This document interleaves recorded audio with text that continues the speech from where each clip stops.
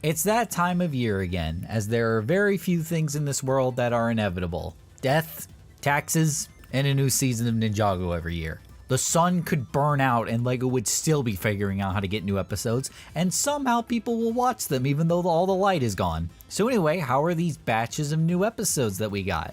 Is it the best of Dragons Rising?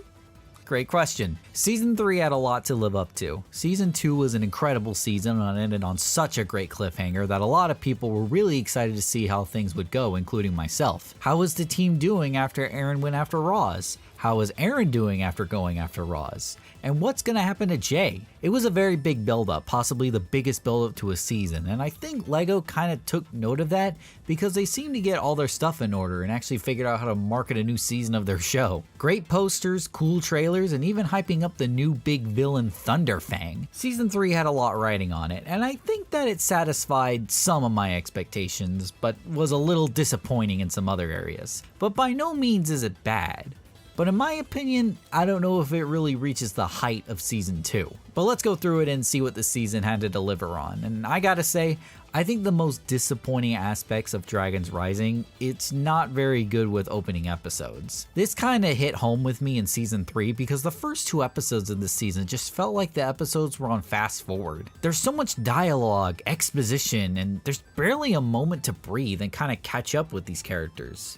This isn't necessarily the worst thing in the world, it's just something I kinda noticed. I actually wonder how binging the show is gonna be once we get to around Season 5 and get to watch more seasons back to back, cause I gotta be honest, doing one of these seasons is kinda overwhelming with just the sheer amount of stuff happening every time. But either way, Season 3 starts off with Sora flunking making pies after trying to do Eren's pie runs throughout the crossroads, and let's just say Eren's recipes are severely missed. It's actually kinda surprising how long it took for us to finally see Thunder Fang. It took until the finale of episode 3 to finally see him, which was kinda shocking. It even took that long to properly see the Forbidden Five before then, but it's great to finally see them in a closer look.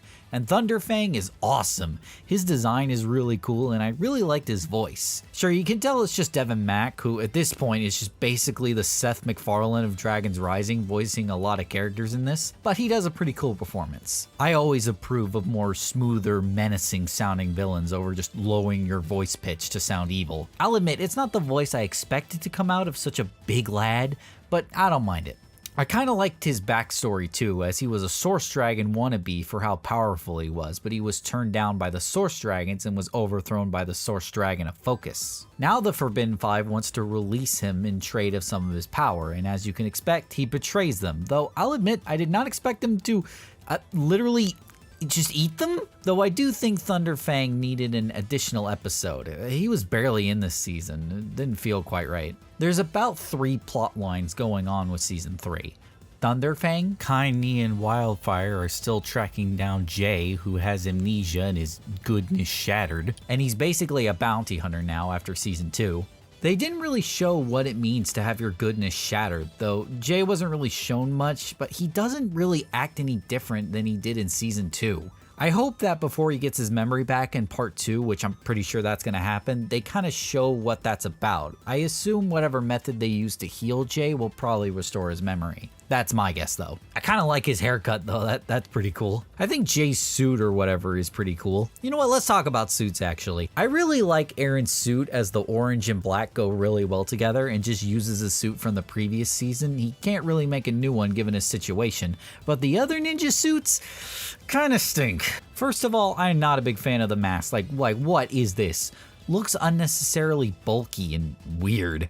I actually like when they change up the masks for the characters. In fact, my favorite suits in the entire series are the suits from Dragons Rising Season 1, which had a drastically different design from the norm, and I quite liked it. But I actually like when ninja masks, you know, look like ninja masks that a ninja would actually wear in real life.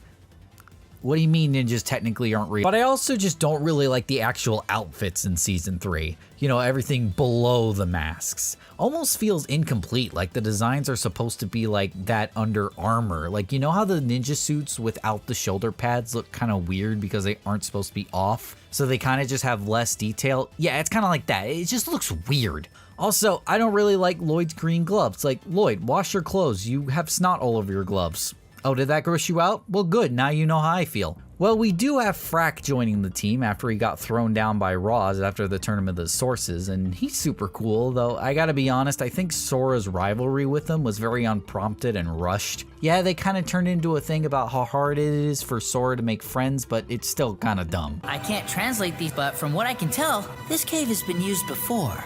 Wow.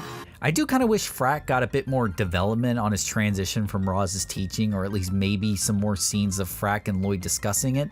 Like, I really wanted that scene where Lloyd was against Frack using his anger, and then maybe Frack could have been like, it got Aaron to do perfect spinjitzu, didn't it? And then Lloyd wouldn't know how to respond to it. That was just the kind of scene I was waiting for, and it unfortunately didn't happen. But we do have Pixel coming back, and it's really nice to finally see the best ninja couple that actually matters. She did get a really small redesign, which was a little odd, but I think I actually like it a lot more, as it seems less stoic to how she looks in the Wild Brain seasons, or even the Will film era. Makes her look a little bit more cute. Though we have another goddamn Zane death, and it's so rushed. They even pull out the music, you know the one. Guys, that music track is not a party trick. You don't use it lightly. It just fades in for like 5 seconds and then just goes away so awkwardly. Like, it feels like they had to use it like it's tradition to use it. And there was just not really that much of an impact. If they wanted this to have impact, they should have had this be the end of the episode. You know, with Zane saying the Forbidden Five must be stopped. That would have been a fine conclusion.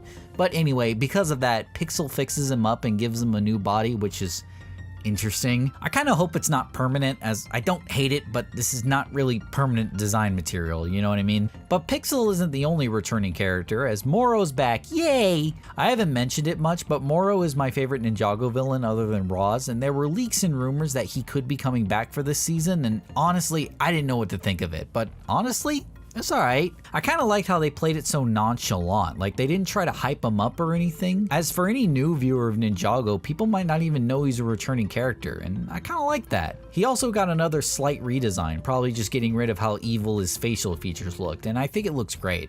I really wanted him and Lloyd to be able to interact. I mean, they were on the line to the Spectral Lands. All they had to do was just walk 5 feet. But hey, hopefully for part 2, I guess. Seeing Roby and Wildfire was really nice. They're really cute together, especially when he gets decayed and Wildfire stays with them the whole season, and it's just really sad to watch. Man, people who hate Robbie are not staying zoot. He wants me to send a selfie. Photobomb! But I'm kind of noticing a theme here, don't you? There's a lot of stuff cramped into this season, and honestly, I feel a lot of it doesn't really have much time to develop or breathe. Even the whole main thing about this season, that being Thunder Fang, still feels kind of sidelined. Though I absolutely love episode 6 where we meet back up with Jiro, who's granting wishes to rebuild Ninjago. And not only was it kind of fun seeing Mia and Sora making wishes, but Rox actually imprisons Jiro and is forced to become her servant, and she just uses it for trolling the ninja, which was really funny. I wish for the ninja to admit that the Forbidden Five are our true superiors in every way. But easily what steals the show the most is meeting back up with Aaron, and can you believe it? It was the best part of the season? Yeah, I didn't see that coming, did you? Weirdly, Roz does seem a little bit more emotional in this season. Some of it could be manipulation, but honestly, it felt like Roz was written with a lot more sincerity than he usually is written with, a lot of it being around his injuries from the previous season. And Aaron having to go after a healing elixir, with Aaron and Roz constantly being at odds with each other. But Aaron, though feeling a lot of this is wrong, tries to shake things off as he doesn't know what to think of the ninja, seeing as Wu was the one that caused the merge and actually killed his parents. And yes, I said killed his parents, because it was actually shown that was what became of them, with Roz promising to reverse the merge and bringing him back. I'll admit, this is very unexpected. I did not know they were going to go this route. I think the only thing I didn't really like about it was that we didn't get to actually see the names on the gravestones. I feel like that would have been a lot more impactful. Like, I wish they just had the English names on there just this one time. It would have just been a lot better. But it was still a great moment, and this is what gets Aaron to put more trust in Roz, which I did like. I am curious though, because at the end they reveal that Jay actually knows that Aaron's parents are actually still alive. To be fair, I don't know how he knows who Aaron's parents are, because they didn't say their names, and I guess Jay just knows them. And now I'm also wondering if Roz actually knew about this. Did he set up the gravestones to begin with, or did someone else put them there and he just rolled with it? I'm filled with a lot of questions, and I'm very curious where this ends up. But either way, back to the main thing at the end. I feel like Aaron's reunite with the ninja, could have been handled a little better. I will say I did really like how the dragons, after learning that Eren works with Roz, who used to hunt down dragons with Imperium, even though showing immense gratitude for what Eren did for the dragons and the matriarch, I'm glad that when they did find out about this, they ultimately did not back down just for Eren's sake. And I honestly thought Eren was about to throw hands with dragons. And honestly, I wish he kind of did a little bit. Like maybe let Roz's teaching get into his head a little bit. You know, maybe hit a dragon and then he snaps out of it really quick. I think that would have been cool in my book. But honestly, that's just a little subjective. I just kind of wish they pushed this storyline just a little bit. I kind of feel like they could have pushed that line of Eren acting a lot more like a villain under Roz's teaching, and maybe that would make Eren's whole thing about him being concerned about being viewed as a villain more genuine.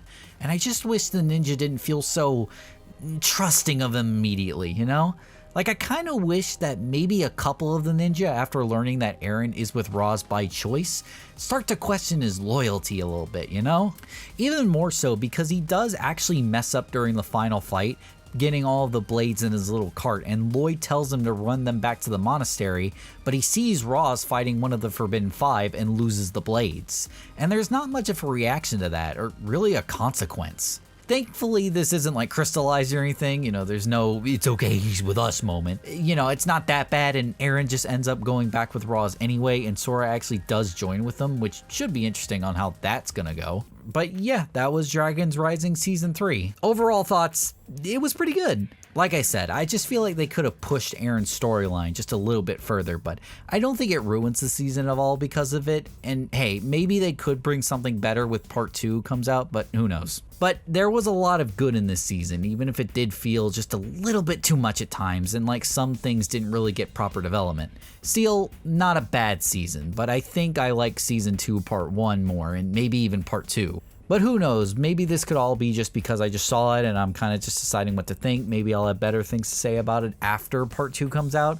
Kind of why I don't like doing these type of season reviews right after season comes out, but I haven't uploaded this channel recently and I have to get something out for y'all, so hopefully you guys enjoyed it enough. But what do you think about Season 3? Do you think it's the best season of Dragons Rising so far? Did you like Eren's storyline? Do you think it could have been better? Let me know down in the comments. Also, once again, sorry for not uploading much to the channel recently. Let's just say my balance hasn't been great these past few months with another project I'm working on for my other channel, but that's almost done at the moment. So hopefully I can get back to working on more content for y'all, as I have a few big video ideas I want to do over the course of the next few months. So if you're interested in all that and haven't been subscribed yet, make sure to subscribe, and I'll see you in the next one.